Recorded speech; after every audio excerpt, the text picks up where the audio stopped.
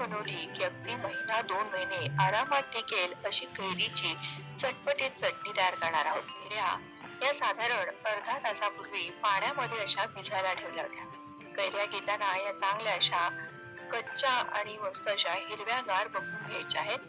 ही तोतापुरी कैरी आहे, ही जरा कमी आंबट असते आणि या दोन घरच्या कैऱ्या आहेत, पण त्या सुद्धा आंबट नाहीयेत. आता या कैऱ्या भिजवल्यामुळे काय होतं, या देठाच्या भागाकडे बराचसा चीक किंवा माती कचरा लागलेला असतो.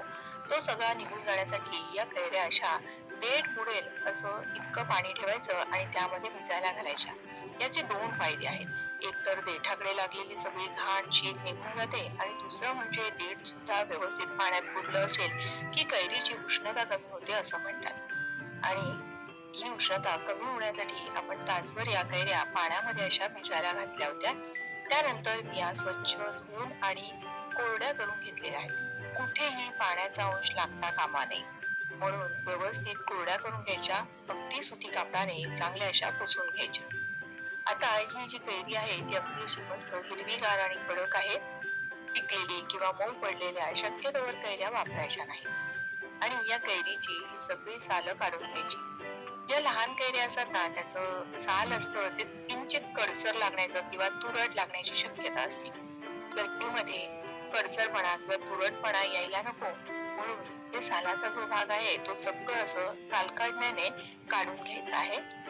सगळ्याच कैऱ्यांची ही सालं काढून घेतली आणि त्यानंतर त्यातला जो कोळीचा भाग असतो की नाही तो सुद्धा काढून घ्यायचा आहे. आणि मग याचे असे उभट काप करायचे. हा आतला कोळीचा भाग व्यवस्थित काढायचा, कारण तो कडसर असतो, तो आपल्याला अजिबात वापरायचा नाहीये. आणि हे असे फार एकसारखे नाही जरी काप केलेत ना तरीही चालेल, कारण आपल्याला याचा क्रश तयार करायचा आहे. त्यामुळे ओबड कसेही काप तयार करा.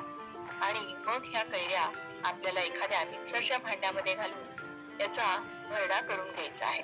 कैरी म्हटली की ना तोंडाला पाणी सुटतं. अगदी साधं तिखट मीठ लावून जरी आपण कैरी खाल्ली ना तरी सुद्धा खूप छान लागते.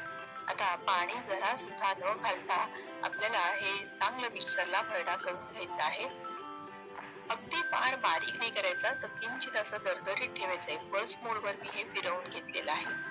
आणि आता हा जो भरडा आहे तो एखाद्या वाटीने किंवा भांड्याने कशानेही मोजून घ्यायचा आहे. इथे मी एक कढई ठेवलेली आहे आणि कढईमध्ये ना साधारण 4 चमचे म्हणजे मोठे 4 चमचे साधारण 4 टेबलस्पून इतकं तेल घातलेलं आहे. ही आपल्याला चटणी बरेच दिवस टिकायला हवी म्हणून मी थोडंसं जास्तीचा तेलाचा वापर केला आहे. तेल हे प्रिझर्वेटिव्हचं काम करतं म्हणून आपण तेल थोडंसं जास्त वापरलं आहे. तेल गरम झालं की त्यामध्ये आपली नेहमीची बेसिक फोडणी करायची, पण त्यामध्ये मेथीचे दाणे घालायचे आहेत. मोहरी घातली, मोहरी छान तडतडली की मग त्यामध्ये मेथी दाणे घातले आणि मग मस्त पाव चमचा हिंग घातलेला आहे. हिंगाचा आणि मेथीचा स्वाद या चटणीमध्ये अप्रतिम येतो. आणि मग हा जो कैरीचा क्रश होता तो सुद्धा आपल्याला यामध्ये घालून घ्यायचा आहे. आता या फोडणीमध्ये हा कैरीचा क्रश चांगला शिजवून घ्यायचा आहे. शिजण्यासाठी आपण साधारणपणे काय करतो, झाकण ठेवतो. पण आज आपल्याला अजिबात तसं करायचं नाहीये, कारण झाकण ठेवलं ना तर वाफ तयार होते. वाफेचं पाणी झाकणाला जे लागतं ते पुन्हा यामध्येच मिसळलं जातं आणि आपल्याला तसं करायचं नाहीये. कारण ही जर चटणी तुम्हाला खूप जास्त दिवस टिकावी असं वाटत असेल तर मात्र झाकण अजिबात न ठेवता असा हलकासा रंग बदलेपर्यंत ही कैरी चांगली शिजवून घ्यायची. साधारण 2 ते 3 मिनिटं मी सतत तळापासून हलवत कैरी शिजवून घेतलेली आहे. आणि आता कैरी शिजल्यानंतरच मग आपल्याला यामध्ये हळद घालायची आहे. अर्धा चमचा हळद आणि चवीपुरतं मीठ, साधारण 1 चमचा इतकं मी मीठ घातलेलं आहे. जर आपण आधीच हळद घातली असती तर काय झालं असतं, कारण आधी जर हळद घातली असती ना तर आपण जेव्हा कैरी ही परतत होतो ना त्यावेळेस हळदीचा काळसर रंग होऊ शकतो किंवा हळद करपू शकते, म्हणून आपल्याला नंतर हळद घालायची आहे. आता हळद घातल्यानंतर हे चांगलं परतून घेतलं आणि मग आपल्याला यामध्ये गूळ घालायचा. तर गूळ किती घातला मी, 1 कप कैरीचा क्रश होता त्याकरता अर्धा कप इतकाच मी गूळ घातलेला आहे. तुम्हाला जर साखर किंवा खडी साखर वापरायची असेल तरी हेच प्रमाण राहील. उन्हाळ्यामध्ये गूळ आणि कैरी हे खाण्याचे ना बरेचसे फायदे आहेत. म्हणजे आपल्याला उष्णतेचा त्रास कमी होत नाही किंवा खूप तहान लागते. बऱ्याच जणांना उष्णता किंवा उन्हाळे लागतात तर त्यांच्यासाठी हे खूप फायदेशीर आहे. म्हणून गुळाचा वापर शक्यतोवर करा. आपण जे पोहे तयार करतो त्याच्यामध्ये सुद्धा म्हणूनच गूळ वापरलेला असतो. आता हा गूळ विरघळेपर्यंत चांगला आपल्याला हलवून घ्यायचा आहे. गूळ पूर्णतः विरघळला की बघा याचा रंग हलकासा बदलतो आणि छान या मिश्रणाला चकाकी येते.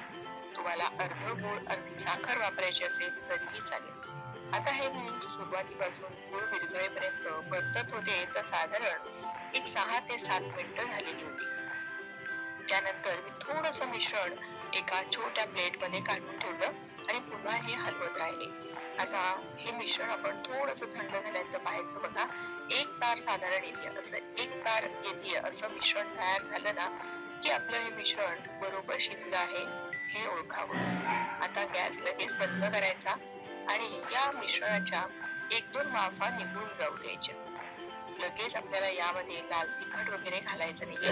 हवं तर तुम्ही हे मिश्रण थोडंसं चाखून पाहू शकता म्हणजे तुम्हाला मिठाचा अंदाज येईल. एक 2-4 मिनिटं मी हे असंच ठेवलं आणि आता बघा हे गरम आहे पण मला ती उष्णता सोसवतीये म्हणजे कोमटपेक्षा किंचित गरम आहे. अशा वेळी आपल्याला यामध्ये लाल तिखट घालायचं आहे. तर मी रंगाचं लाल तिखट आणि एक तिखटाचं लाल तिखट असं घातलेलं आहे. तुम्हाला चटणी कितपत तिखट आवडते त्या अंदाजाप्रमाणे तुम्ही लाल तिखटाचं प्रमाण कमी अधिक केलं तरीही चालेल. आणि काश्मीरी मिरचीचं आपण फक्त रंग सुरेख यावा म्हणून इथे वापर केलेला आहे. आणि हे सगळं मिसळल्यानंतर बघा ना अगदी तोंडाला पाणी सुटते. इतकी छान मस्त अशी चटपटीत आपली ही कैरीची चटणी बनवून तयार झालेली आहे. पोळी, भाकरी, पराठा, फुलका किंवा अगदी ब्रेडला लावून सुद्धा ना ही चटणी खूप छान लागते. साधा नुसता वरण भात तूप आणि मस्त ही कढेला चटणी अशी ही चटणी नक्की तयार करून पहा. तुमचा अनुभव माझ्यासोबत शेअर करा.